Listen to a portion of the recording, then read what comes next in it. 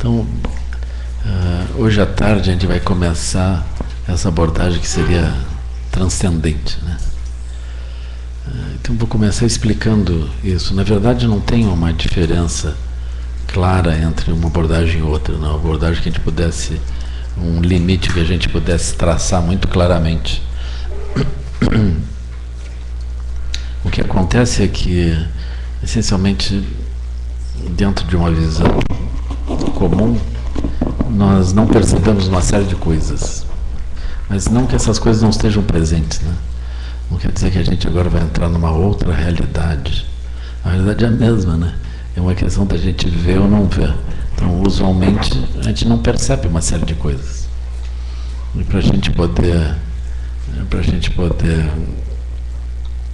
avançar, nós temos que passar a observar outras coisas também, além daquilo que a gente tem visto, né?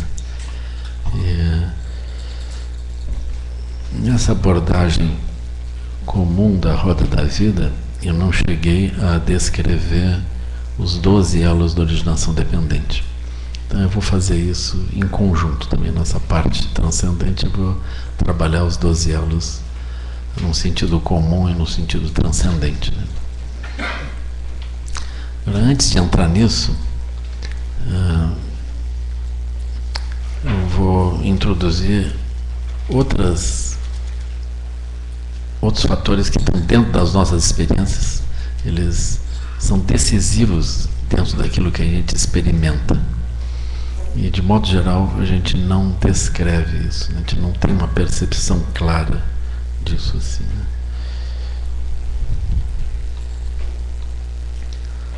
Então, dentro de um processo lógico de análise das coisas, nós sempre buscamos os fatores causais que produzem aquilo que nós estamos observando. Então, assim que a ciência opera, né? Ou seja, a gente vai descobrindo quais são as variáveis que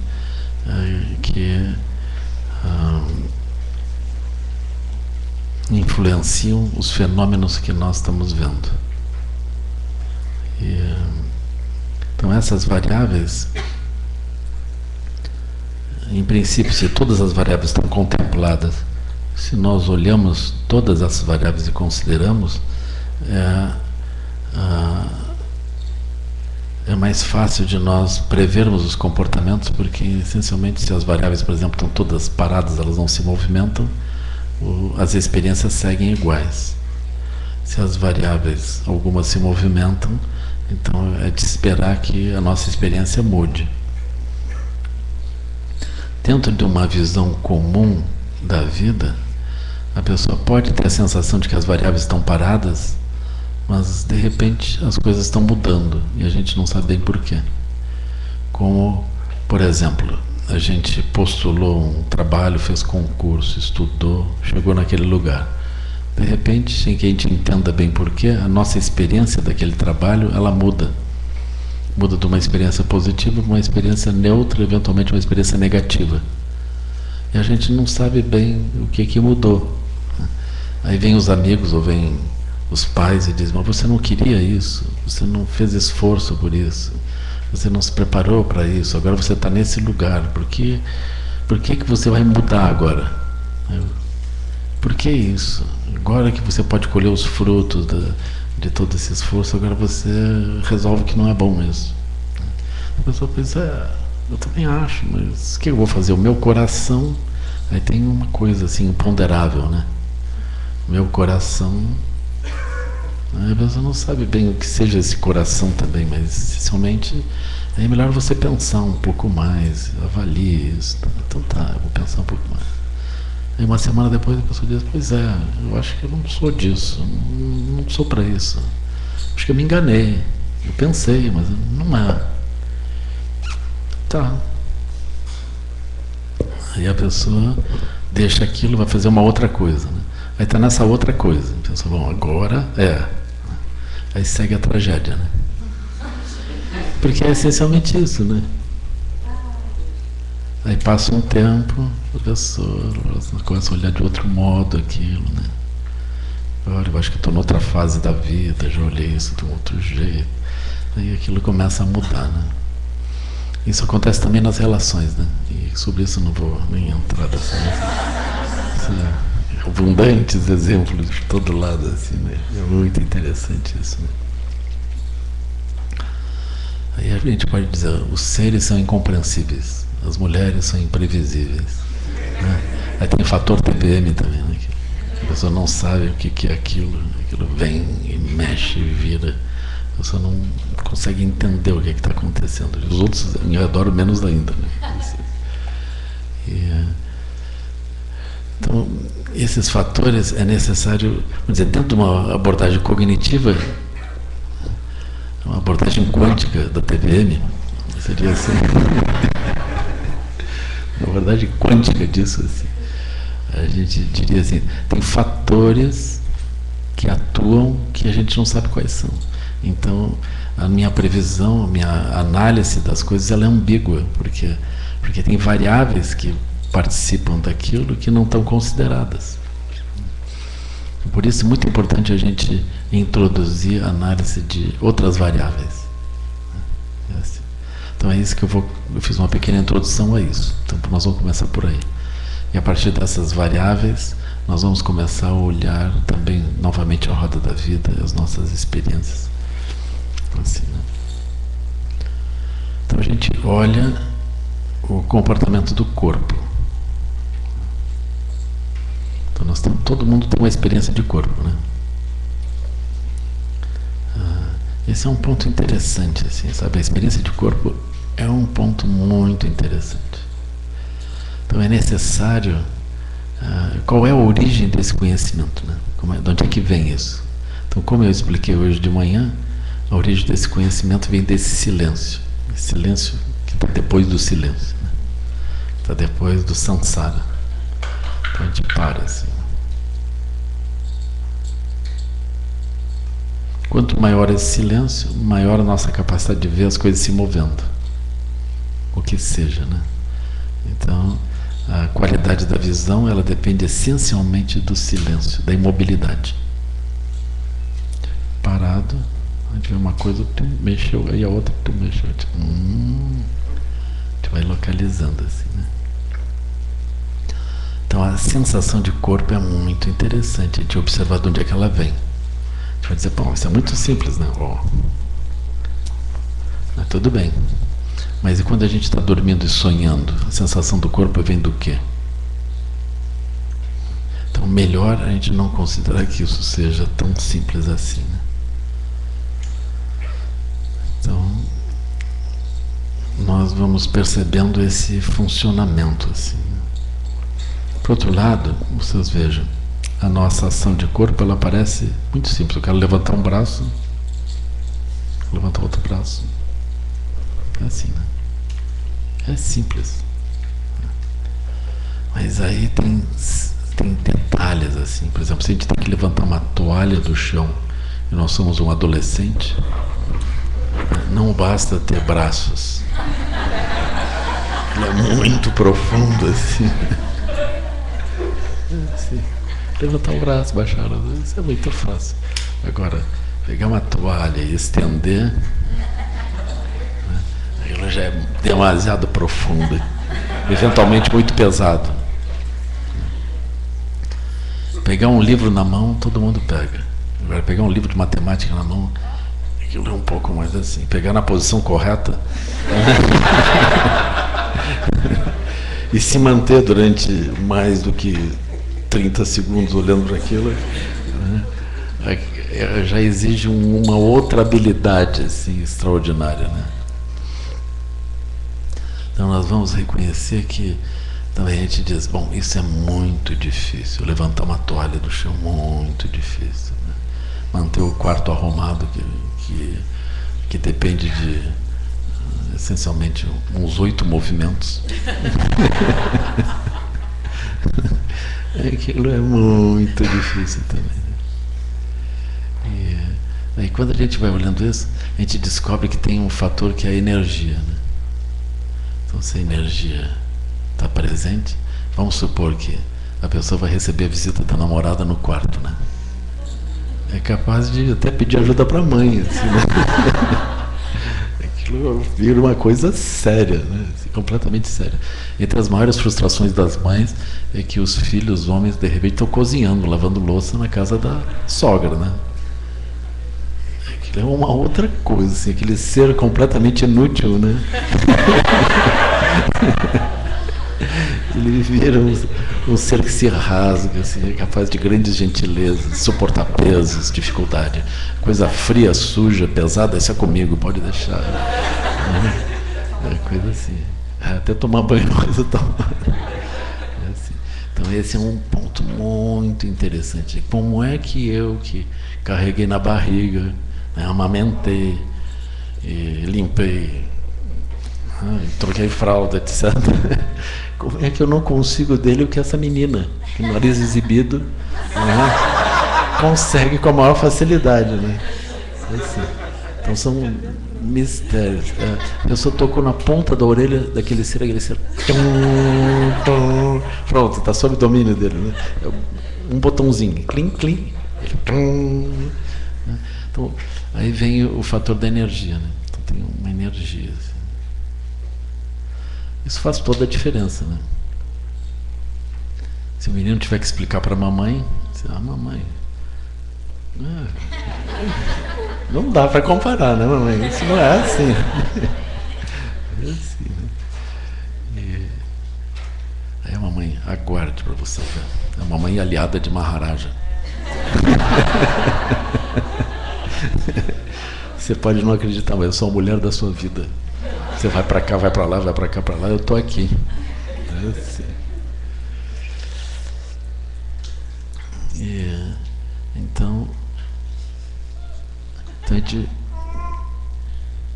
gente vai olhando esse fator da energia, né? Existe alguma coisa que aciona a nossa energia. Quando a nossa energia é acionada, tudo fica fácil, a gente se movimenta facilmente, assim, né? Agora, a energia também, aquele mesmo ser que tinha aquela capacidade, né, de acionar aquela energia, por alguma razão, um tempo depois, né, alguma coisa acontece, aí já não é mais assim, né? Agora é o contrário. Se aquele ser pedir alguma coisa, nós com certeza não vamos fazer. Aí trancou tudo, né? Então, como que essas coisas elas se estabelecem? Aí, mas você, quando tinha essa conexão, você não se alegrava? E agora? Não. Aí a pessoa começa a procurar razões daquilo, né? Começa a procurar razões. Então surge a percepção da mente, né? E a pessoa pensa, não, o meu raciocínio é que comanda isso. Aí também não é o raciocínio. Mas aí a gente descobre esse fator muito sutil que é a paisagem, né? Que é a paisagem que é essencialmente a percepção de mundo, percepção do entorno, como que ela se dá. Essa percepção do entorno, ela não é o entorno. A noção de entorno é uma noção que brota de uma posição mental que a gente acredita que as coisas são separadas de nós. Nós apenas olhamos um mundo externo. Então, quando a gente estuda Prajnaparamita, etc., a gente termina encontrando essa noção da coemergência. Então a gente percebe que não há esse mundo separado. Mas dentro de uma visão comum do mundo, nós olhamos como se o mundo fosse separado. Mas agora surge essa noção que é a experiência do mundo ao redor. Então não se trata do mundo ao redor, mas a experiência de mundo. Essa experiência de mundo, ela não é composta por objetos, ou imagens, ou sons, ou seja o que for ao redor. Ela é construída de modo coemergente entre o mundo interno e os fatores que eu posso imaginar que estão do lado de fora, como separados de mim, né? Então a gente percebe essa coemergência. Um exemplo da coemergência é essa sala. A gente entra na sala, a gente constrói a sala como uma sala de meditação. Mas é uma construção, ela não é uma sala de meditação. Nem deixa de ser, né? A sala de meditação é uma experiência que a gente tem que domina a ação da nossa mente. Então nós estamos aqui dentro dessa sala de meditação, que não é externamente uma sala de meditação, mas internamente nós construímos de modo automático, natural, como se fosse. Aí aqui dentro parece completamente natural de sentar no chão por um longo tempo. Ninguém protesta, assim. O sapato fica do lado de fora, estranho assim. Tem uma configuração, todo mundo acha mais ou menos natural assim. No entanto, essa configuração é uma configuração construída pela nossa mente de modo coemergente. Mas quando ela é construída, brota um referencial para a operação da nossa mente lógica, da nossa mente causal. Então a gente começa a fazer as coisas funcionarem de um certo modo e essa operação da nossa mente parece completamente natural. Na sequência, nós vemos que a nossa energia também é comandada pela configuração da paisagem mental. Então esse fator da paisagem e da energia, esses dois fatores, eles são de grande importância. De modo geral, nós pensamos que as nossas ações são feitas pelo corpo e pela mente, mas existe esse fator da energia e da paisagem atuando. Essa conexão com o aspecto de energia e de paisagem, ela não é muito comum na literatura, né? Mas ela está presente. Está presente. Ela não está presente dentro de um capítulo, assim, né? Como eventualmente aqui no SEB a gente coloca, um item em si mesmo. Mas vocês vão encontrar isso em diferentes textos, vocês vão encontrar essas menções. Por exemplo, no budismo tibetano especialmente se diz que a nossa experiência é comandada por corpo, fala e mente, né? Então em corpo, fala e mente eu posiciono a minha experiência. O aspecto de paisagem, ele está determinado, ele está previamente determinado, ele é trabalhado em muitos diferentes momentos. Jagdo Rinpoche, meu mestre, ele dizia que a motivação é o ponto central. Então, motivação é o ambiente, é a forma, né? Quando a gente tem uma motivação, nós temos um referencial sutil que baliza a ação da mente, da energia e do corpo. Então, a motivação exerce esse aspecto. A motivação muitas vezes ela parece muito teórica, né? Parece um pouco teórica, assim. Por exemplo, a motivação mahayana. Nós deveríamos beneficiar todos os seres, né? Ou atingir liberação para termos as qualidades e podermos liberar todos os seres, né? A gente deveria olhar todos os seres como se tivessem sido em algum momento, em outras vidas, as nossas mães. Olhar por eles de modo compassivo, imaginando que a nossa mãe agora tem a cara que tem, onde nós estamos olhando assim, né? E desse modo a gente se compadece em ver aquele ser fazendo esforço agora dentro de um outro corpo, seja um corpo humano ou seja o corpo que for, né? Então isso é uma visão um pouco teórica, assim.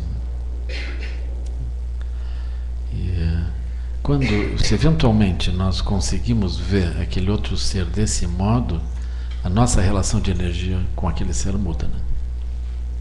Aquilo comanda a nossa energia, que é essencialmente a fala. Então, corpo, energia e mente, o corpo, fala e mente é a mesma coisa. Mas isso é comandado por um fator mais atrás. Eu não penso, olhe para os seres e agora faça a sua energia subir, faça a sua energia subir. Agora com essa energia assim se relacione com o ser. Não. A gente cria uma paisagem mental. Veja aquele ser como se tivesse sido a sua mãe numa vida passada e agora você está reencontrando aquele ser. Aquele ser não lembra disso, mas você pode trazer benefício àquele ser desse modo. Aquele ser está confuso, está com uma série de dificuldades, mas olhe com esse olhar. Então, se a gente consegue instalar essa paisagem, a qualidade da ação da nossa mente, da nossa energia muda. Então isso é uma abordagem Mahayana, que inclui a paisagem, mas aqui não está a paisagem apresentada como paisagem, ela está apresentada como motivação, né? Motivação compassiva, bodhicitta, pelos seres. Mas essencialmente isso é um fator de paisagem. Existem muitos diferentes fatores de paisagem que também estão na literatura. Então vamos supor assim, aqui nós estamos no reino dos deuses, vamos supor, né? Todo mundo bem de saúde, com uma cara boa, assim, todo buscando coisas favoráveis, todo mundo, exceto um outro dos meninos, todo mundo de banho tomado, tudo direito, assim, né? Todo mundo cheiroso, arrumado, né?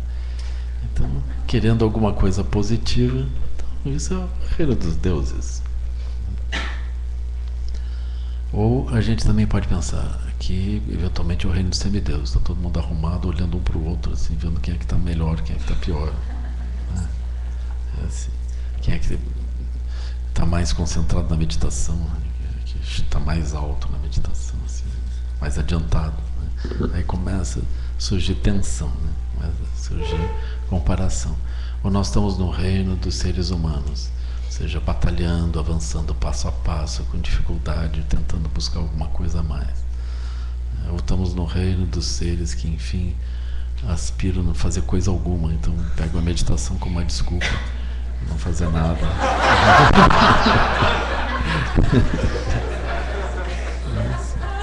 Então o mundo dos seres famintos que estão esperando pela hora da bolachinha no intervalo. Ou enfim, o que é verdade, no reino dos infernos, que ele está se preparando apenas para castigar os outros e guerrear. Assim. Então, eventualmente, nós podemos nos visualizar assim. A gente consegue ir trocando. Assim. A gente pode, por exemplo, as pessoas que têm uma perturbação podem facilmente considerar que aqui é um lugar perigosíssimo, né?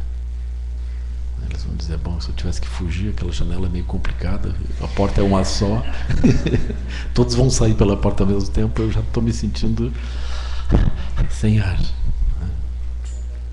Eu, se fosse uma mãe de um bebê pequeno, não tinha coragem de entrar aqui, porque imagina, se acontece alguma coisa, sair todos pela porta, pobre criança, né? Isso. Prioridade, mulheres e crianças na frente. Uhum. A avó vai junto, né? Amiga da avó também. Mas a gente pensa, esse aqui é um lugar perigoso. E se viesse um assalto as irmãzinhas pela frente, nós estamos todos aqui trancados. Imagina, der um assalto, eles roubam todo o nosso sapato. Seria terrível.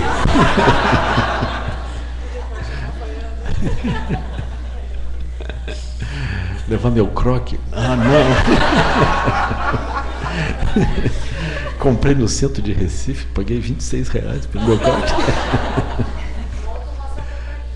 A gente chega na esquina, tem ali, pessoal, liquidação. R$10. A gente pode pensar com esse olho, né? Pode pensar. Então isso depende. Então, são paisagens da mente, né? De acordo com cada paisagem da mente, decorrem pensamentos e energias que vão se movimentando, né? Assim, é muito importante que a gente observe esses fatores que estão presentes a mais aqui, né? Agora, com o tempo, se nós vamos observando esses fatores, surge uma série de consequências. Uma das consequências seria assim, a gente começa a entender melhor o karma, né? Por quê? Porque a gente vai descobrir que mesmo que a gente não queira estar nos infernos, é como se houvesse um karmazinho nos empurrando para aquela visão. A gente vai perceber que há pessoas que têm uma tendência a olhar as coisas desse modo, né? Isso é muito interessante. Aí nós vamos perceber que não é que a pessoa faça sempre aquilo, mas ela tem uma tendência a olhar de uma forma negativa as coisas, né? Há pessoas, por exemplo, que elas têm a fonte de energia delas está na negatividade. Então elas olham as coisas de forma negativa e a partir disso elas têm energia para ação. Por exemplo, elas estão dentro de casa, né? Aí elas pensam, se eu não comprar tais coisas, depois vai faltar. Então elas estão tomando energia a partir da carência que vai surgir. Aí elas visualizam um quadro de carência e dizem, vou ter que me movimentar para buscar tais coisas, senão falta. A única pessoa dentro dessa casa que se lembra disso sou eu. Aí aquilo estaria entre os seres famintos e os infernos. Assim. Agora, outra possibilidade seria assim.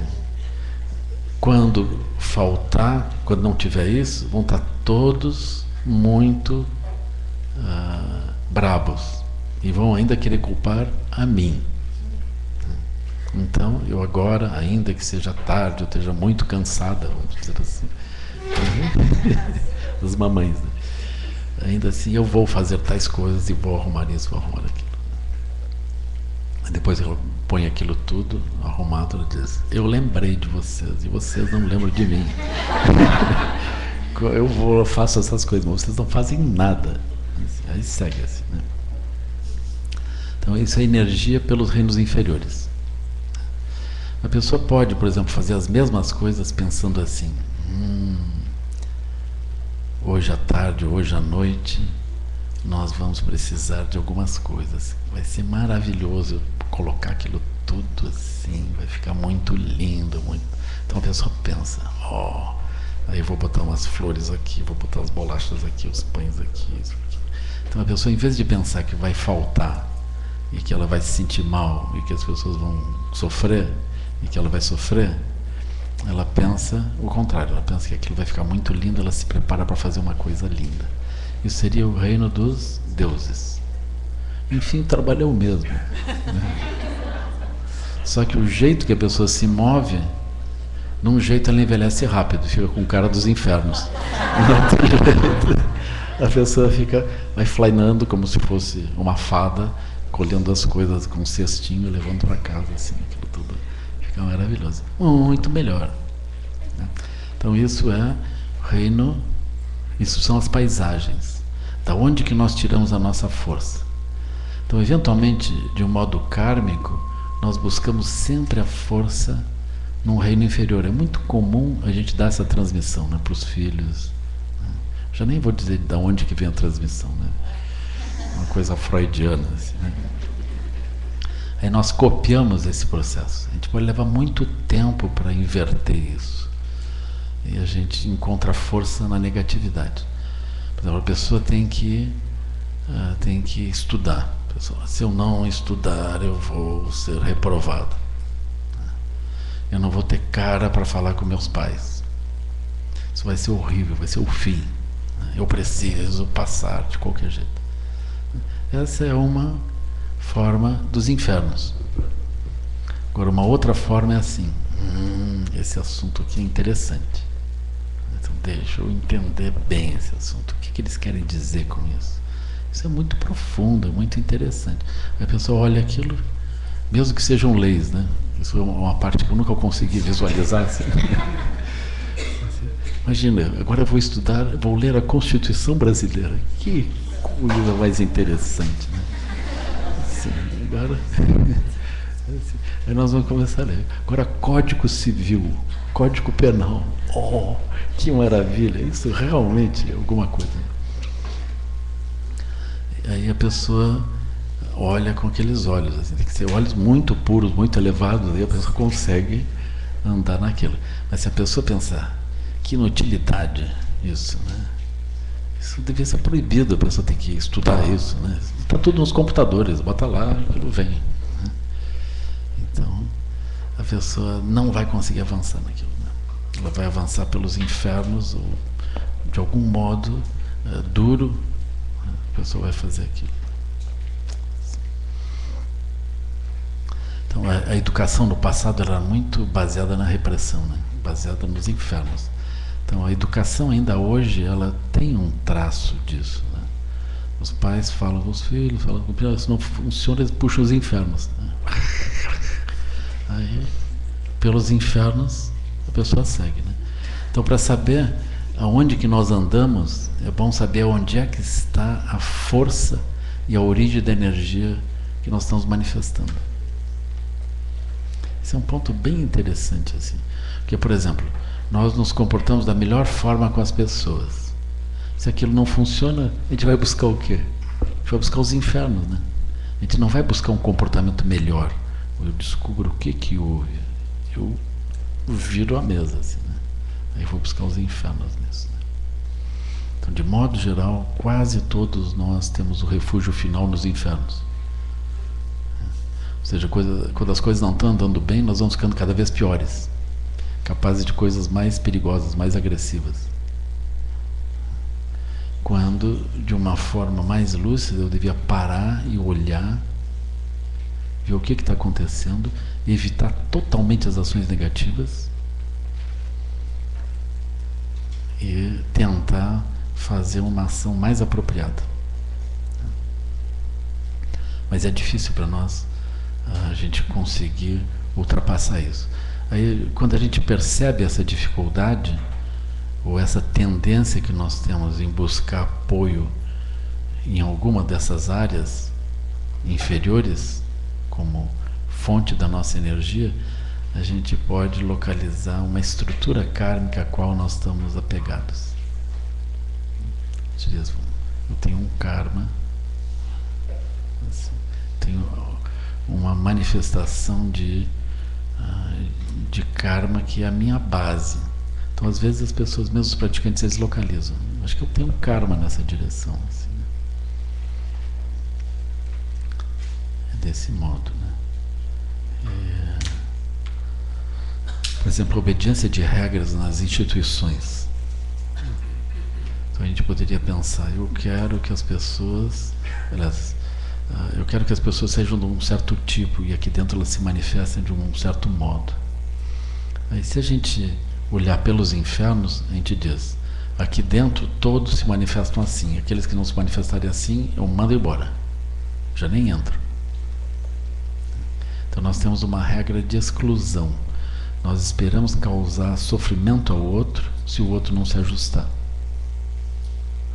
Uma outra visão seria assim, aqui no nosso trabalho, nesse lugar onde nós trabalhamos e convivemos, seria muito melhor se todos nós agíssemos desse modo, de um certo modo. Aí nós queremos obter esse resultado. Mas a gente não trabalha na busca desse resultado através de ameaça ou através dos infernos. Mas a gente procura que todos aspirem naquela direção, como algo positivo. Então nós estamos trabalhando pelo reino dos deuses, de outro modo.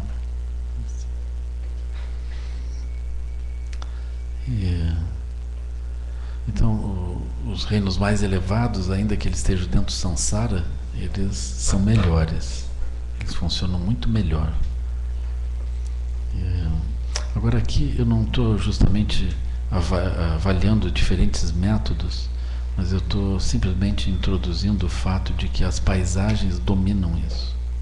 E nós temos estruturas kármicas que elegem as paisagens sem que a gente perceba. Para a maior parte de nós, quando as estruturas kármicas afloram e impulsionam a nossa energia, a nossa ação, a gente tem uma sensação de que nós estamos sendo autênticos, que aquilo somos nós mesmos nos manifestando. Talvez a gente procure até uma explicação, a gente diga, meu pai, isso, a minha mãe, aquilo, ou tais pessoas, isso, aquilo. Então a gente sente como fossem referenciais seguros que aquelas pessoas fariam o que nós estamos fazendo. Aí surgem essas estruturas que a gente se confunde com elas. Então as estruturas kármicas, elas produzem uma tal identificação, ela surge de modo tão natural que a gente se confunde com aquilo, né? A gente pensa, eu sou isso, né? Essa linguagem do karma é uma linguagem interessante, porque se a gente não cuidar, vocês vão terminar encontrando justificativas para essas estruturas. Vocês podem encontrar mapas astrológicos, podem encontrar fatores adivinhatórios variados assim, né, que terminam por justificar a forma como a pessoa se sente. Eu não queria aqui acusar a astrologia, né, porque a astrologia não precisa ser olhada assim, né? A astrologia pode ser olhada também como uma forma de autoconhecimento, onde a pessoa ela começa a estudar aquilo, na verdade ela está acessando regiões, ela está acessando uma região de inteligência que permite que ela entenda quais os fatores que estão operando dentro dela. E aí a pessoa encontra um código, uma leitura que ela começa a explicar. Isso aqui, o ascendente é tal coisa, a lua em tal coisa e tal. A pessoa vai vinculando aquilo e vai explicando. É como se fosse, se diz no budismo tibetano que quem gerou a astrologia foi Chenrezig. Eu acho isso maravilhoso, realmente maravilhoso. Assim. Porque a astrologia, sob o ponto de vista científico, ela não é uma disciplina científica. Uma vez que ela tem um número muito grande de variáveis abertas. Em outras palavras, sempre dá certo. Né? Assim, se não é pelo ascendente, é pela Lua, se não é pela Lua, é pelo planeta, se não é o planeta, é a conjunção, ou é a casa. A gente termina explicando aquilo, por que a pessoa... Mas qual é o grande mérito disso? A gente explica, a gente já tem uma inserção, uma clareza daquilo. E a gente tem uma explicação, a gente tem as palavras para aquilo. Né? Aí quando a gente encontra as palavras, essas palavras explicam como que nós nos manifestamos. Aí está bem. Aí o ponto seguinte é nós ultrapassarmos isso. Né? Ou seja, a gente localizou que nós temos isso, mas a melhor forma de interpretar é interpretar assim: eu localizei isso, mas eu não sou isso. Isso é o fator que está me condicionando, mas eu vou ultrapassar isso. Esse é o ponto. Assim. Então a astrologia pode nos ajudar a localizar. Vocês podem fazer, por exemplo, o Mo, o sistema adivinhatório tibetano também. Pode fazer o I Ching. Né? Pode fazer vários sistemas que vocês vão ter também percepções de karma e a gente pode ultrapassar. Entre as coisas mais interessantes é também vocês fazerem processo adivinhatório sobre eventos que podem decorrer ou sobre direções que vocês podem andar ou não. E aí vocês encontrarem regiões completamente bloqueadas. Seria muito negativo nós avançarmos naquelas regiões. Né? E aí nós paramos, a gente olha para aquilo, a gente constrói aquilo de um outro modo e avança por cima daquilo. E cruza. É assim. Então nós podemos fazer isso. E aquilo não é rígido. Aquilo não é um obstáculo. Por exemplo, vamos supor que vocês decidem fazer trabalho social numa região de São Paulo aqui, uma região muito difícil. Aí você joga um Mo. Né? Aí vem no Mo, diz assim: poço seco, nenhum mérito, nada vai decorrer de forma positiva. Por forma positiva. Todos os esforços são inúteis. Vocês pensam, no lugar perfeito. Por quê? Naturalmente vocês podem pensar, o I Ching, Manjusri está me dizendo, não vai acontecer nada. Não vai dar certo. Ou vocês podem pensar, Manjusri está dizendo, não vai dar certo, porque é um lugar onde é muito difícil que as coisas andem. Muito difícil. Eu não estou procurando coisas fáceis. Né? Eu estou procurando os piores lugares, porque esse é o lugar dos bodhisattvas andarem. É assim. Isso não é minha vitória ou minha derrota. Esse é um assunto para Guru Rinpoche. Eu vou lá. Se ele vai vencer, é o assunto dele. Se ele perder, é o assunto dele. Eu estou fazendo só a minha parte aqui. É assim. Aí vocês têm um bebê que nasce, aí você joga um humor. Aí diz, filho do demônio.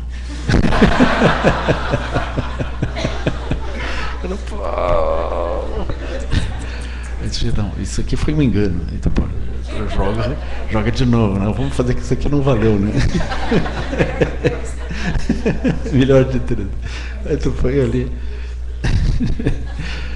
Árvore seca. Não vem nada daí. Tu vai olhando assim. Aí tu diz, perfeito. Aí vamos fazer assim. Esse é filho de Guru Rinpoche. Eu dou para Guru Rinpoche, ele que resolve agora. Naturalmente, eu vou criar essa criança dentro do Dharma. Se o Guru Rinpoche não fizer alguma coisa por ele, né? Esse é um assunto de Guru Rinpoche. Aliás, todos os seres têm natureza de Buda, né?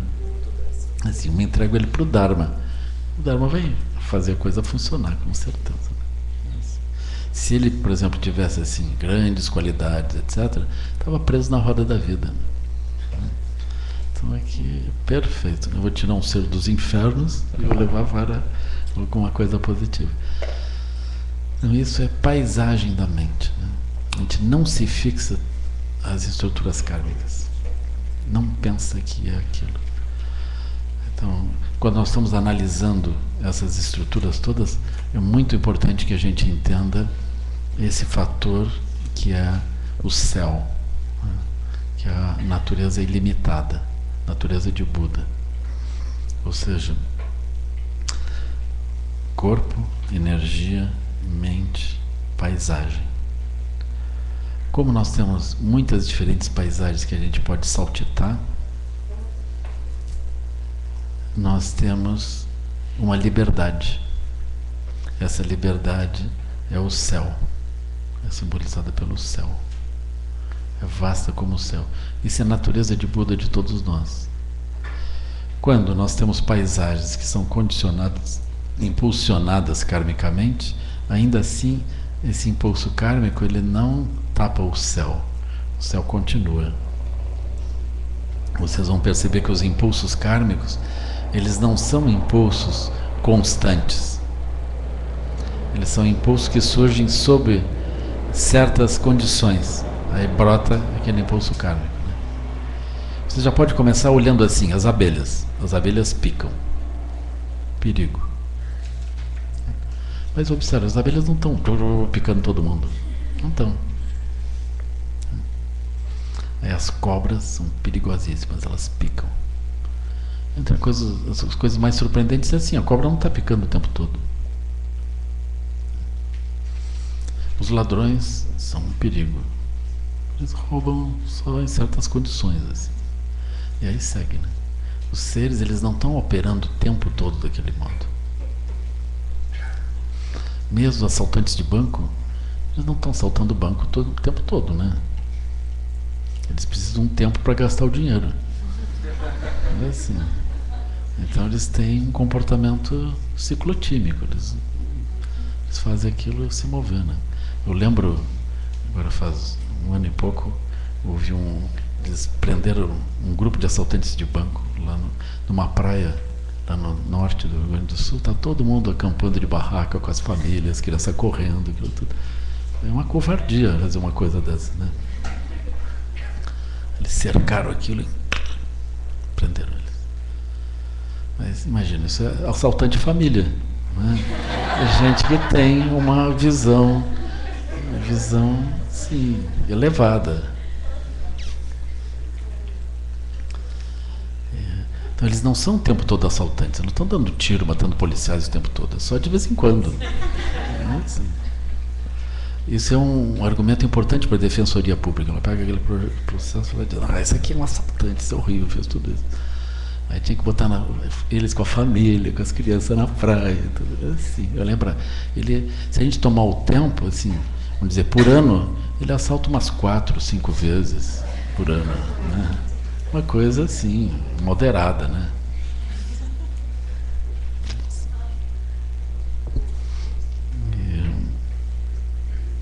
Além do mais, tem um atenuante meritíssimo, que é assim, o dinheiro sai do banco e volta para o banco rapidamente. Aquilo nem assalto ao banco, né? Aquilo é apenas uma manipulação de conta não programada. Não lida. É apenas isso, aquilo, o dinheiro só troca de nome. E eles passam aquele trabalho todo, arrebentam paredes, explodem continuamente, tudo só para trocar números de uma denominação para outra. Uma coisa virtual. Né?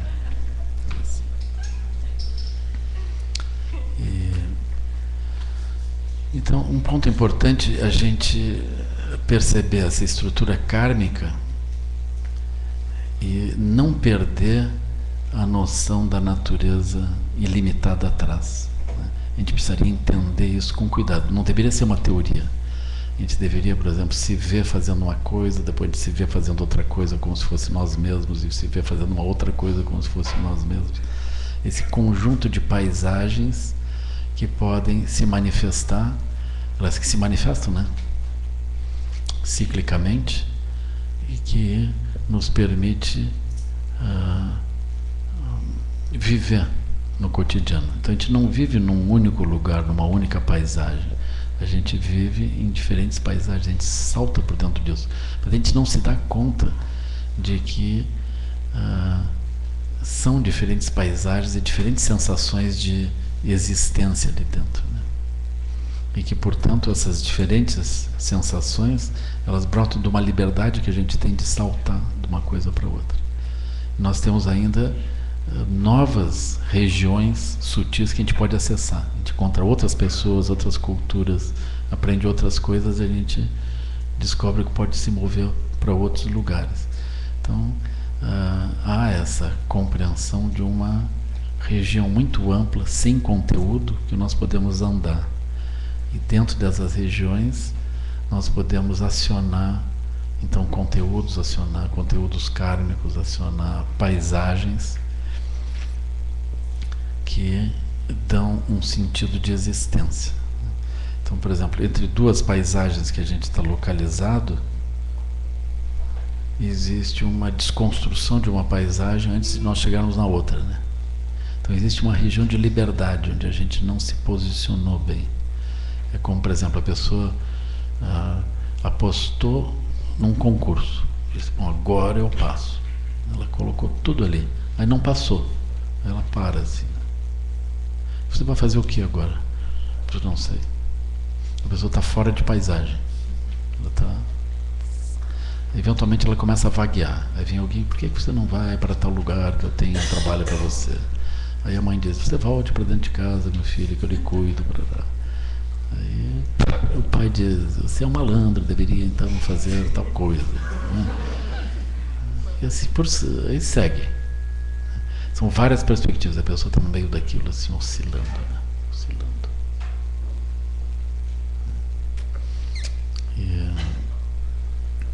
Então, esse é um ponto onde a pessoa fica numa região que é de liberdade, mas ela tem uma aspiração de encontrar uma saída que ela não está encontrando. Então, essa região de liberdade, ela está sempre presente para nós. A única região segura que nós temos é essa, né? Ou seja, quando está tudo perdido, a gente fica com uma cara assim, não sabe para onde está. Então, a gente está nessa região de liberdade. Quando a gente está seguro, a gente está numa paisagem instável, que a gente pensa que é estável, mas ela é instável. A segurança é ilusória. Quando a gente se aproxima da morte, as paisagens entram todas em colapso. Né? Não tem mais nada para fazer, né? Mais nada para fazer. Agora é só... Se a gente está no reino dos infernos, a gente é só se crispar e cruzar. Se está no reino dos deuses, a gente diz, agora é só relaxar e cruzar. É assim. É isso. Se está no reino da lucidez dos Budas, a gente diz, agora é só eu manter na mandala e ver o que vai acontecer. Haha.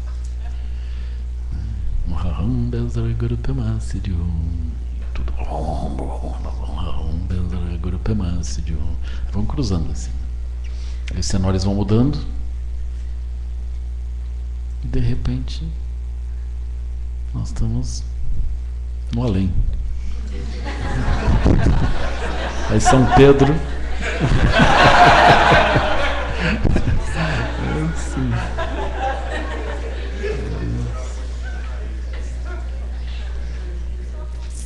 Aí sempre tem o último ataque de Mara, né?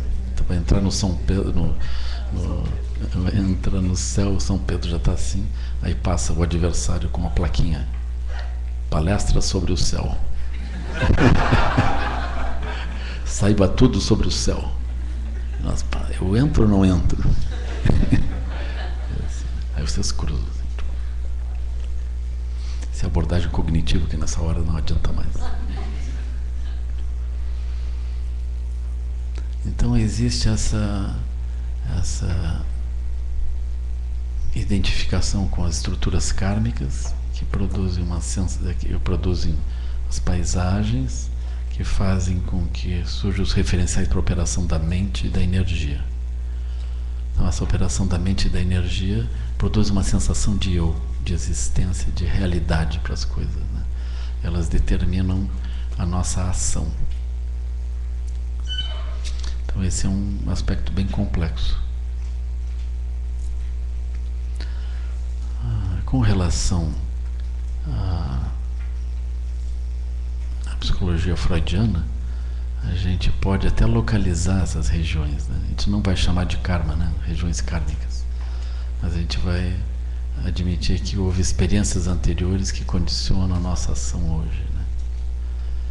E a gente pode aspirar a ultrapassar isso, ou aspirar a encontrar um outro tipo de experiência que sirva como referencial. Então a gente tenta fazer esses movimentos. No budismo, a gente busca localizar essa região de liberdade. Nós não somos nada aí dentro, né? Numa psicologia das identidades, nós buscamos nos manifestar segundo a identidade que nós somos. A gente vai considerar que as experiências anteriores introduziram obstáculos, eles introduziram perturbações que nos desviam daquilo que nós verdadeiramente somos. Ainda que esse aspecto do que nós verdadeiramente somos é um aspecto imponderável, impossível de localizar. No budismo, nós não temos essa ambição de localizar o que nós verdadeiramente somos, porque essencialmente nós somos a natureza de Buda, nós somos o aspecto livre de nós mesmos e não uma escolha kármica ou uma escolha profunda de algum modo que seja uma escolha eletiva, que seja uma escolha excludente de outras possibilidades. Então a gente vai perceber isso.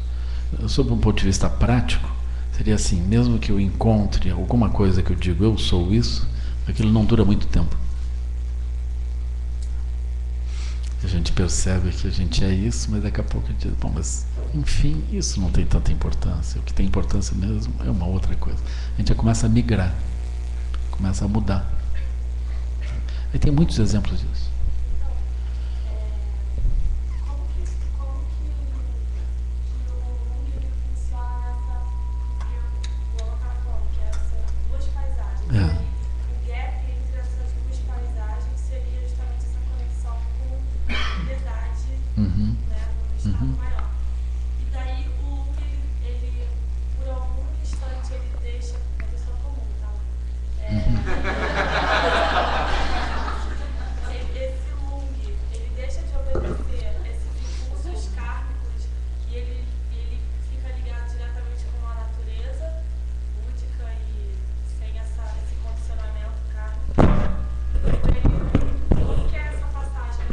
Uma paisagem para outra.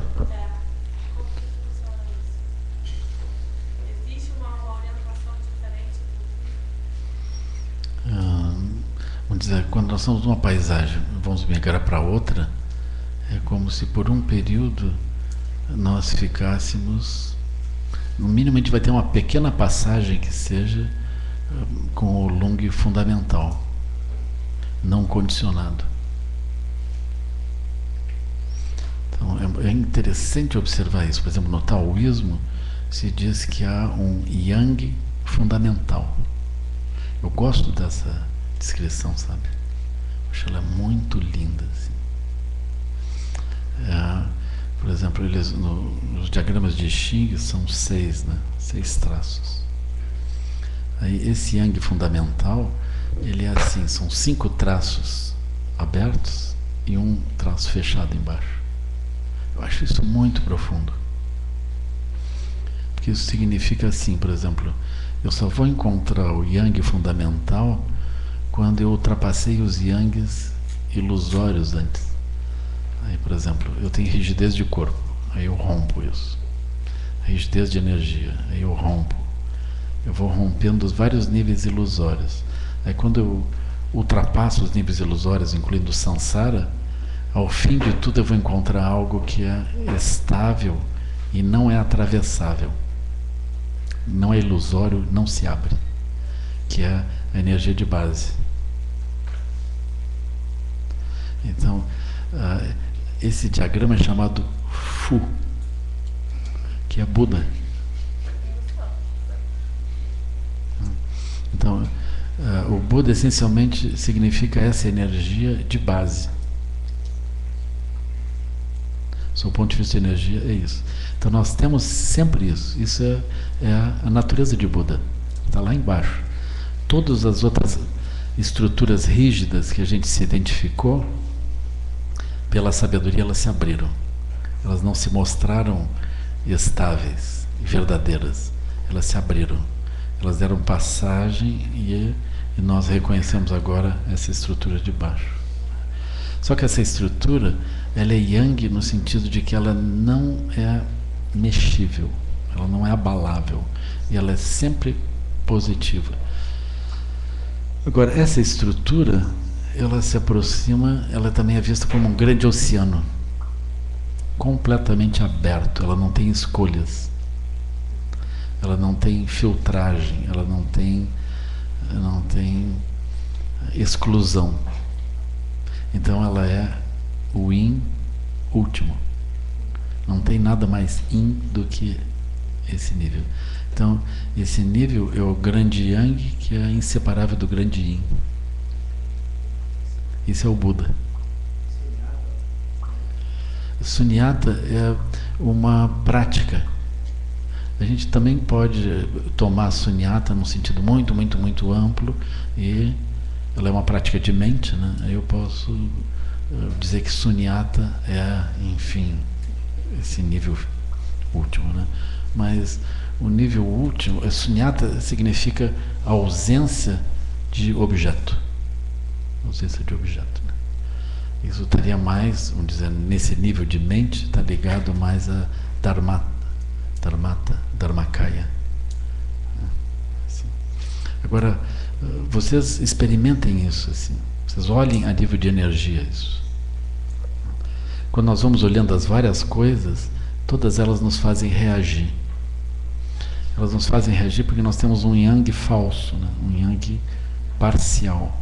Por exemplo, o Yang das nossas identidades, né? E alguém fala mal da nossa identidade, nós fala mal do Inter, do Grêmio, assim, não o Inter, mas fala mal do Grêmio, aí brota um Yang, assim, né? Yang gaúcho, assim, né? Aí tem vários Yangs falsos desse tipo. Aí a pessoa olha com um olho um pouco melhor, isso não tem importância, né? Eu acho engraçado você falou desse hexagrama, ele é a transformação, né? Esse que tem 24, isso. É a transformação. Achei engraçada essa ideia de que a liberdade, o Buda, essa energia toda, pelo menos nessa versão do Xing, está ligada à ideia de transformação. Bom, aí, essa interpretação eu também não conheço. Não é minha. Também. É o que ele chama, né? O retorno ou a transformação. Achei engraçado. O nome do hexagrama. A base é. Mas ele é Fu? Chama Fu? Fu é o Buda. Então o retorno à essência pode ser.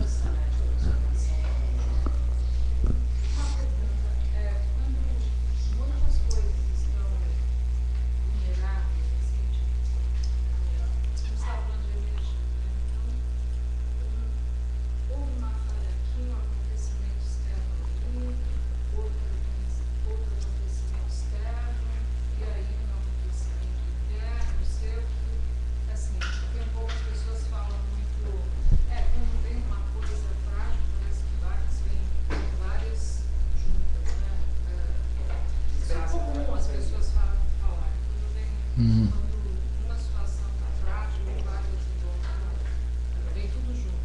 Uhum. uma situação ruim, Uhum. As outras vêm junto. outras vêm junto. É. Queria falar um pouco sobre isso. Ah, eu até falo sobre isso, mas eu vou completar aquela experiência, aí eu vou descrever isso. Isso está ligado à paisagem. Tá ligado à paisagem. Mas eu vou descrever isso. Seria assim, ó. Aí vocês examinem. Aí nós temos várias formas rígidas de manifestação. Tem várias coisas que a gente enrijece. Sendo que essas coisas, ao longo da nossa experiência, a gente termina abrindo e deixando aquilo passar. A gente olha melhor e deixa passar. Agora, tem alguma coisa que não abre, que é uma experiência verdadeira, porque a gente pode procurar o que seria uma experiência verdadeira no meio de tudo isso, que afinal são paisagens, são karmas, são estruturas que produzem significados. O que é alguma coisa verdadeira que esteja atrás? Então, esse aspecto verdadeiro é um aspecto não construído. Então aí tem uma proximidade com o sunyata, né? Aquilo que é não construído. Então é não construído, mas é vivo. O aspecto de vida desse não construído é o yang. E o aspecto de liberdade é justamente o fato de que não tem nada construído, não tem exigência, não obstrui. É como espaço. O espaço não obstrui. Pode te movimentar por dentro dele, ele não obstrui. Não só não obstrui, como não fica manchado pelo movimento. É como o Jagdon Rinpoche certa vez falou assim, é como o pássaro que voa e não deixa marcas no céu. Então, o céu tem essa característica. Então, essa característica é a característica dessa mente fundamental, né? Ele não fica marcas nesse céu. Então é como se fosse um aspecto completamente acolhedor, yang, né? Yin. Então nós temos essa unidade disso. Então vocês imaginem a mente de vocês operando assim. Ou seja, as coisas, elas não se enrijecem.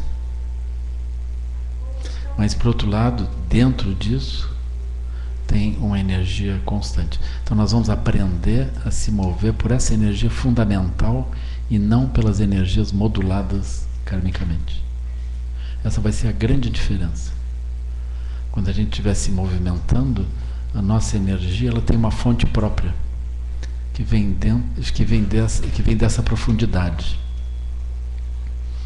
A nossa energia ela não está vindo por causas e condições, que é o processo de samsara, né? Então no samsara as energias vêm dependendo das circunstâncias. Então elas vêm dependentes de paisagens, vêm dependentes de circunstâncias complexas que a gente estabeleça, né? E então a gente vai buscar essa energia que tem uma autonomia. Isso vai ser a cessação. Então a cessação da nossa operação a partir de energias condicionadas. Nós vamos passar a nos mover através de uma energia original e estável.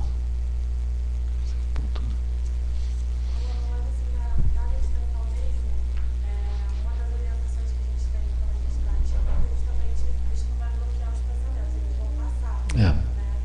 Então, talvez a gente consiga observar rapidamente essa energia antes do próximo pensamento. Não, isso é possível, tem essas descrições, né? Só que a observação ela é um problema, porque ela inclui um observador e um objeto separados. Então ela é útil durante um tempo, mas passando de um estágio, ela começa a se manifestar como um obstáculo.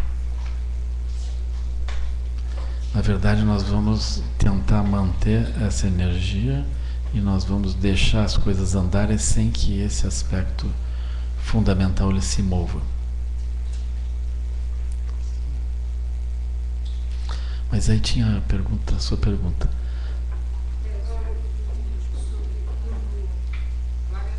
Uhum. Confluem. Uma coisa negativa acontece e ela catalisa outras coisas, né?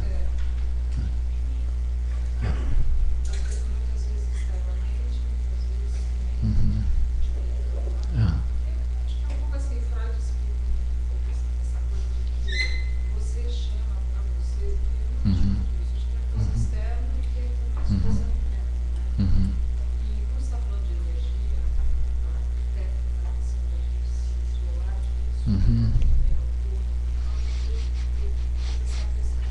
Esse ponto, eu diria assim, que é uma questão de méritos, karmas e posições da mente, né? Eu vou explicar como é que é. Assim, por exemplo, é muito importante a gente se mover com o pensamento próprio, né? Ou seja, a gente pensa sobre as coisas e se move. Mais importante do que isso é se mover com o pensamento coletivo. Se mover com o pensamento coletivo seria assim. Vamos supor, a gente quer fazer um projeto, né? Então, a gente dá um sinal e começa. Quando a gente começa, a gente não pensa que tudo tem que andar de acordo com o que a gente programou. A gente pensa, a gente observa como que o restante do universo pensa junto com isso. Por quê? Porque qualquer movimento que a gente faz sempre tem uma reverberação de alguma coisa em algum lugar. É inevitável. Não tem como evitar isso. Porque qualquer movimento nosso afeta o entorno. Sempre afeta. Então nós temos que ver como é que esse movimento vai produzir reações do ambiente ao nosso redor. E a gente precisa observar isso. Os tibetanos, eles vão dizer, todo lugar tem um protetor kármico. Tem os protetores locais, que são chamados assim, né? Então a gente tem que entender que existem os protetores locais. Nós estamos nesse ambiente aqui. Aqui tem os protetores locais. Se a gente fizer qualquer coisa que seja inadequado, vem uma irmãzinha e vai... Como ontem nós estávamos 10 e 10 aqui, bateu um sino magicamente. O protetor local acionou um sino. É isso. Todos os lugares têm protetor local. Como é que a gente se relaciona com o protetor local? Da melhor forma, a gente propicia o protetor local, a gente faz oferendas ao protetor local. A gente copta o protetor local, a gente converte o protetor local, a gente amarra ele com o compromisso de apoiar o budismo, o Dharma. É assim. É isso. Um pouco foi feito, senão nós não estávamos aqui dentro, né? A gente veio antes aqui, falou com as irmãzinhas. Não, o pessoal é tranquilo, não tem problema. Silencioso. As irmãzinhas já estão assim, né? Cumpre os horários, né? Aí, então isso a gente fala com os protetores locais, aí eles abrem. Então a gente propiciou, a gente ofereceu incenso, ofereceu alimento, ofereceu água, ofereceu flores. Aí eles abrem aquele lugar, a gente cruza por aquilo. Então é sempre assim. Aí nós estamos no meio daquilo, os protetores locais podem mudar de ideia. É assim. Então vamos ver que sinais nós estamos dando. Se vocês observam, os protetores locais deram um sinal, é muito provável que outros protetores também vão. Então a gente para, que sinal que eu estou dando? Qual o reino que eu estou manifestando? O que eu estou trazendo de obstáculo aqui, né? Isso é crucial. Por exemplo, nós vamos fazer um trabalho social numa região. Está cheio de protetores locais. A gente está se relacionando com eles o tempo todo. Eu tenho observado isso, assim, porque a gente faz esse tipo de trabalho, né? As pessoas, elas podem ser ameaçadas, elas podem ser atacadas fisicamente no meio disso. Podem não, elas são atacadas. É um pouco isso, assim. Porque, vamos supor assim, no trabalho social é muito comum esse tipo de coisa. Eu vi isso se manifestando de diferentes modos, né? Mas aqui apenas um, né? Alguém começa a proteger a comunidade e alimentar crianças, por exemplo. Tem um equilíbrio ali dentro daquela comunidade, que são equilíbrios das várias imagens. Enquanto a pessoa começa a melhorar a sua imagem, ela começa a cuidar das crianças, a imagem dessa pessoa começa a subir. Então, dentro de um ranking, essa pessoa começa a causar problemas para outros. Os outros se enchem de raiva ou de inveja, não sei bem do que. Então, eles vão atacar. Então, quando nós estamos cuidando das crianças, é necessário também cuidar dos protetores locais, da maneira que eles, de algum modo, não se sintam atingidos pelo movimento. É muito complexo. É muito complexo. Então, quando nós andamos, a gente tem que ver isso. Então, não basta a gente dizer, eu tenho qualidades, eu ando. A pessoa diz, eu tenho qualidades, eu ando, ela vai trombar. De repente, desabam sinais inauspiciosos de todos os lados. Assim. Então é necessário ver que tem uma inteligência coletiva constantemente andando junto. Esse trabalho dos protetores locais, ele é alguma coisa que segue. Segue, assim, não é uma coisa recente. Nos vários lugares onde a gente se estabeleceu, a gente precisa constantemente refazer essas alianças locais por causa desses problemas. O Thiago do Gompa, quando se instalou em Três Coroas, foi atacado várias vezes, atacado de forma pesada. Várias vezes. Né? Assim, por exemplo, eles publicaram um edital, matéria paga no principal jornal da cidade, dizendo que as igrejas cristãs se juntaram e publicaram um edital dizendo que não podiam aceitar a instalação de um centro budista ali. Esse foi uma coisa explícita, assim, né? Direta. Mais adiante, as pessoas se juntaram na cidade e, junto com a prefeitura, compraram uma área do lado, assim, uma cerca, que ficava, vamos dizer, a 3 metros do prédio do Gompa, porque o Thiago do Rinpoche construiu muito próximo da divisa, né? Para botar o lixo da cidade.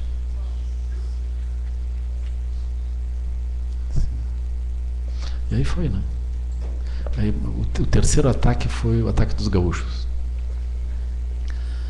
Essa mesma área que a gente conseguiu reverter, que ia ser do lixo, enfim, eles iam colocar um centro de rodeios do MTG, o Movimento de Tradição Gaúcha. E aquele tipo de coisa. Agora a vaca malhada corre pela direita e vai... Alguma coisa assim, um concurso, né, com festa. Aí a gente também conseguiu reverter isso. Aí, propiciando os protetores locais, hoje a relação é ótima. Mas é necessário entender que enquanto nós não estamos absorvidos pelo local, integrados dentro de um contexto, de uma paisagem conjunta, a gente vai ter problemas. E mesmo depois disso, sempre há problemas, porque a gente está dentro do samsara, né? Aí tem movimentos. Assim. Em geral, essa observação, quando a gente se move dentro de um projeto, não somos só nós que estamos pensando, tem uma coletividade pensando, e a gente tem que levar em consideração isso, né? A gente tem que pensar junto com o funcionamento das coisas. E esses sinais inauspiciosos, eles não indicam que a gente deva parar. Eles estão indicando que tem resistências, a gente não precisa parar. A gente tem que observar. Primeiro a gente refaz a motivação. Tipo, eu estou fazendo alguma coisa equivocada do ponto de vista da motivação, ou eu estou realmente fazendo isso de forma elevada? Estou fazendo isso de forma elevada, então eu vou perseverar. Aí é bom a gente tentar entender, através da sabedoria do espelho, o que as pessoas estão pensando, o que esses seres estão pensando e qual a razão disso. Se a gente sentir que tem um obstáculo verdadeiro, a gente para e retorna. Porque é importante a gente operar sem apego, sem a sensação de ganho e perda. Se a gente for perder, não for para ganhar, a gente não vai insistir, nós vamos sair e vamos fazer uma outra coisa. Nossa vida é curta. Não tem por que a gente tomar uma guerra como um objetivo, né? Assim, não sei se vocês querem fazer um intervalozinho para... né? Então, 10 minutos.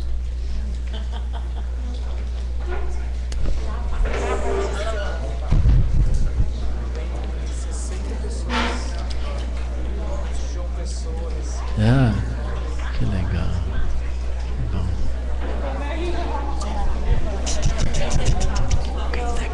Nossa, que danada. Agora você está na TV aqui, ó. Ela está na TV, Gus? Hein, Gus? Ela tá na TV aqui? Tá, sim. Esse é um momento de glória agora. Seja exibida que nem a mamãe, faça assim. E a vovó? Coisa que linda, né? Que coisa. Você é uma estrela.